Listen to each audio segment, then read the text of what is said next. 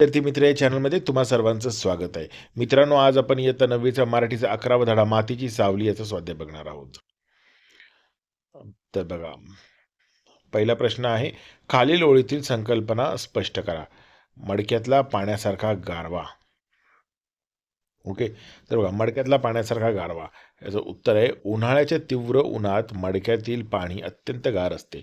तसा गारवा जुन्या घरात जाणवतो, कारण चिंचेच्या झाडाची सावली आईच्या पदरासारखी घरावर असायची.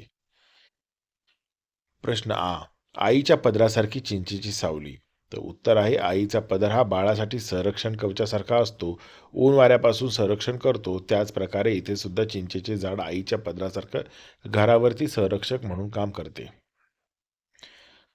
ई, वरून भिरभिरत येणारी फुलपाखरी पाने. फुलपाखरं कशी स्वच्छंदपणे उडत असतात, तसेच प्रकारे चिंचेच्या झाडाची वरून पडणारी पाने लेखाला फुलपाखरासारखी खाली भिरभिरत येतात असे वाटते. प्रश्न 2, खालील तक्ता पूर्ण करा. घटना आणि परिणाम प्रतिक्रिया. तर बघा, फरसू खुर्चीवर पाय वर घेऊन बसतो. सून येऊन वैतागते. मनूला फरसूने शिकवले. मातीत बोटे घालायला तो नाखुश असतो. वडील काम करताना कोसूच्या पायाला वाडीत काम करताना कोसूच्या पायाला तार खिळा लागला. आठवडाभरातच कोसूची मनवात विजून गेली. मनूने जमीन विकायला काढली तर फरसूने बैलासारखी मान डोलवली. आकृती पूर्ण करा. फरसूचा वैज्ञानिक दृष्टिकोन स्पष्ट करणाऱ्या कृती. तर बघा, फरसूचा वैज्ञानिक दृष्टिकोन स्पष्ट करणाऱ्या कृती खालीलप्रमाणे आहेत. चिंचेचा पाला खूप गोळा व्हायचा. फरसूच्या मते ते खत होते. पान पान जमा करून तो शेतात पसरवायचा. या खतामुळे शेत कसदार बनायचे. भात पिकानंतर फरसू, वांगी, दुधी, कारली इत्यादी भाज्यांचे दुबार पीक घ्यायचा. असल्या दुबार पिकामुळे जमीन अधिक कसदार बनते. पाठाच्या आधारे फरसूचे खालील मुद्द्यांच्या आधारे वर्णन करा. छंद, मेहनत, ओके, दुःख, माणूसपण. तर बघा, फरसूचे खालील मुद्द्याच्या आधारे वर्णन. छंद, फरसूला पायरीवर बसणे, वरून भिरभिरत येणारी फुलपाखरी पानं व झाडावर चढणाऱ्या खारी पाहणं हा त्याचा फावल्या वेळेचा छंद होता. मेहनत, फरसू हा अत्यंत मेहनती होता.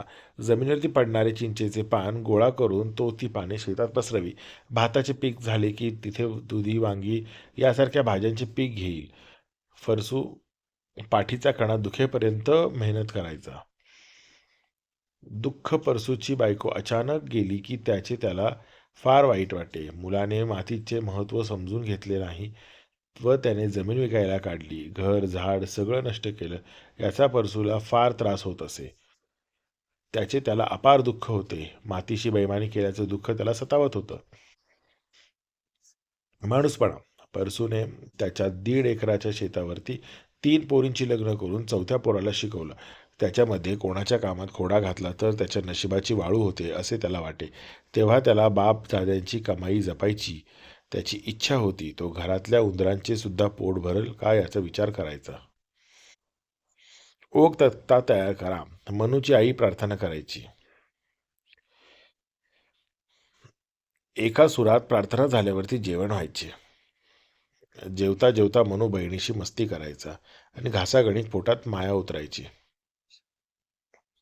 प्रश्न 5, खालील वाक्य प्रमाण भाषेत लिहा. आमचा जन्म या मातीत गेला म्हणून थोडं वाईट वाटतंय. तर उत्तर आहे, आमचा जन्म या मातीत गेला म्हणून थोडं वाईट वाटतंय. त्यांचीच पुण्याई ही बावडी नाही, नदी हाई नदी.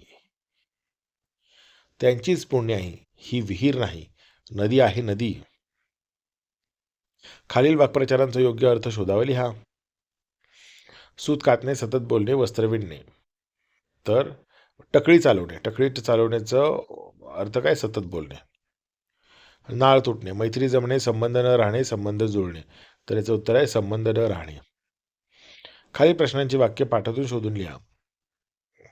फरसूने आपल्या वडिलांचे ऋण दर्शविले. फरसू म्हणायचा, बापजाद्यांची कमाई रे पोरांनो, त्यांचीच पुण्य ही बावडी नदी, बावडी नाही, नदी आहे नदी.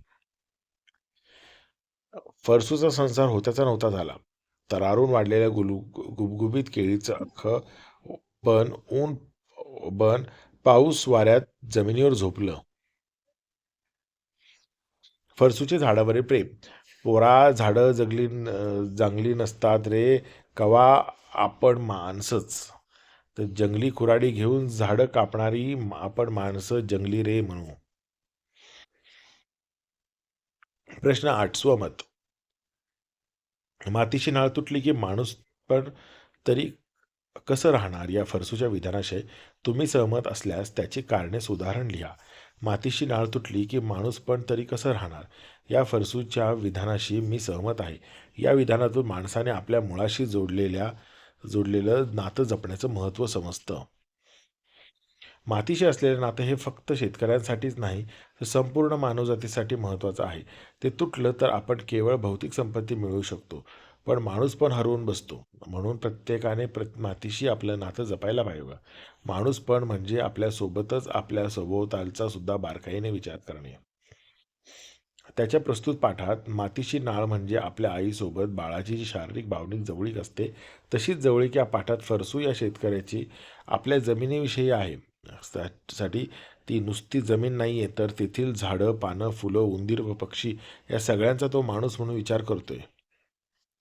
परंतु त्याचा मुलगा याला मात्र मातीला हात लावायला सुद्धा आवडत नाही. त्यामुळे त्याने सहजपणे जमीन बिल्डरला विकून टाकली व स्वतः आलिशान बंगल्यात राहतोय. तेथे तुटलेल्या झाडाविषयी, बागायती जमीन नष्ट झाल्याविषयी त्याला काहीच वाटत नाही. म्हणून उद्वेगाने फरसू हे वाक्य इथे म्हणतोय. पाठात व्यक्त झालेल्या फरसूच्या विचारांबाबत तुमचे मत स्पष्ट करा. तर फरसूचे विचार अत्यंत प्रेरणादायी आहेत, जे मातीशी जोडलेल्या नात्याचे महत्त्व सांगतात. तो म्हणतो की मातीशी नाळ तुटली की माणूस पण तरी कसं राहणार. हे वाक्य माणसाच्या जीवनातील कष्ट, निसर्गाशी नातं आणि स्वाभिमान यांचं महत्त्व अधोरेखित करतो. माती ही फक्त जमीन नाही, तर जीवनाचा आधार आहे. कष्टाला मान्यता देणं आणि निसर्गाशी सुसंवाद ठेवणं हेच खऱ्या माणूसपणाचं प्रतीक आहे. आजच्या आधुनिक युगात माणूस प्रगतीच्या नावाखाली निसर्गाचा नाश करतोय. त्यामुळे फरसूचे विचार आजही समर्पक वाटतात. नैतिकता, कष्ट आणि निसर्ग संवर्धन हे समाजाच्या प्रगतीचं खरं साधन आहे. त्यामुळे माणसाने मातीची असलेली नाळ कधीच तुटू देता कामा नये. फरसूचे विचार प्रत्येक पिढीला दिशा दाखवणारे आहेत. त्याचं संपूर्ण आयुष्य शेती करण्यात गेलं. आपल्या जमिनीवर, झाडावर प्रेम करण्यात गेलं आहे. अशा शेतकऱ्यांचं अगदी खरं-खरं मनोगत आपल्याला दिसतं. फरसूला जो त्रास होतोय त्याला चुकीचे वागल्यासारखं वाटतंय. त्याच्या मताशी मी पूर्णपणे सहमत आहे. प्रश्न 3. मातीची सावली या पाठाच्या शीर्षकाची समर्पकता तुमच्या शब्दात लिहा. तर मातीची सावली हे शीर्षक या पाठासाठी अत्यंत समर्पक आहे.